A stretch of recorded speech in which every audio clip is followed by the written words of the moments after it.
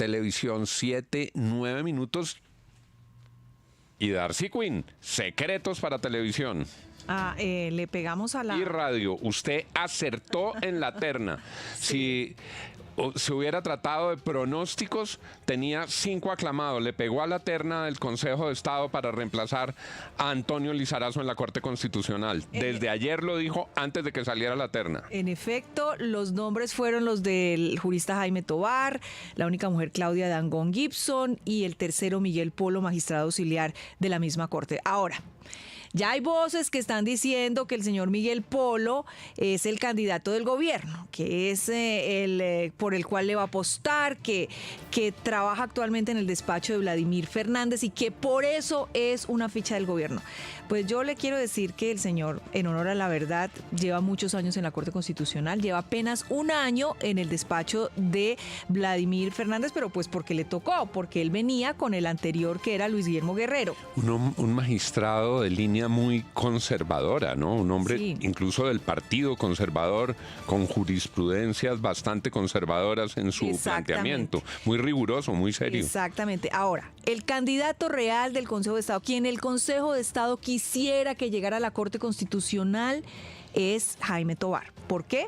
Porque lo consideran que es un hombre maduro, que está por encima del bien y del mal, que no tiene, digamos, intereses más allá que los de la magistratura y en hacerlo bien. Es que ellos también están en un plan de elegir personas mayores de 50 años, no personas tan jóvenes, porque consideran que una persona muy joven pues tiene todavía muchas ambiciones políticas, que de pronto desde la magistratura pueda hacer cosas políticamente para llegar a algún lado, porque tiene otros intereses, porque tiene una carrera y una vida todavía por delante. Ellos están buscando personas mayores. Por eso el señor Jaime Tovar les parece que es el indicado, que está por encima del bien y del mal. Esa es la palabra que usan. Me pareció muy interesante el nombre de la doctora Dangond, una abogada académica dedicada a dar sus clases, a investigar. Que ahí es el tema. Una cosa es, ya el Consejo de Estado hizo lo que tenía que hacer, manda su terna y ahora es el Senado de la República quien va a elegir.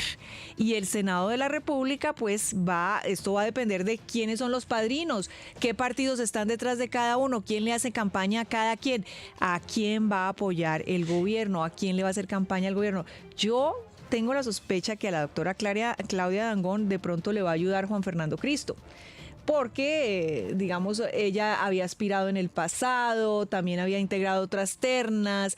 De pronto, Juan Fernando Cristo se decide por apoyar a una mujer para la Corte Constitucional, que no quiere decir que sea la del gobierno, porque la verdad esa terna no es del gobierno, pero el gobierno sí va a tener que elegir a uno de ellos, digamos al que ellos consideren que sea menos radical para que llegue a la Corte Constitucional. Esto va a depender de los padrinos, de a quién apoye el gobierno, de a qué apoye cada uno de los partidos el elegido, y cualquier cosa puede pasar. Y me da la impresión que le llegó al Senado una buena terna, que el Consejo de Estado hizo un buen trabajo. Esa terna es buena. Santiago. Don Juan, yo tengo una sola pregunta sobre la candidatura del doctor Polo.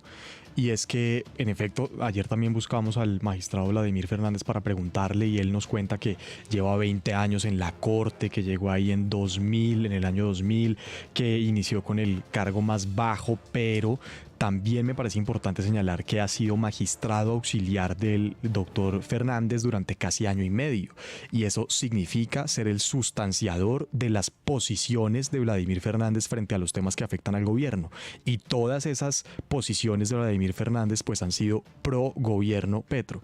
Entonces, evidentemente es un hombre que tiene toda la trayectoria, la carrera, los diplomas, es además conservador, pero ha estado en una oficina que ha ayudado a sustanciar posiciones en favor del gobierno, y ese no es un tema menor. Pero sabe que eso decir que los magistrados son como los generales, digamos, es mi opinión, que son personajes que trascienden los gobiernos y que son personajes de la naturaleza de ese poder.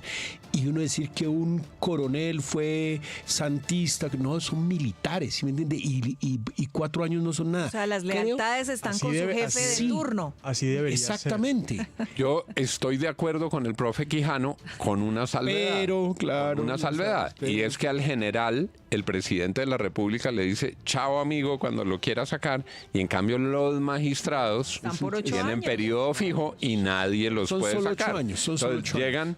llegan a la magistratura y ahí ya no dependen del presidente. Si un general se le sale de la línea, Chao. le dice, chao al amigo.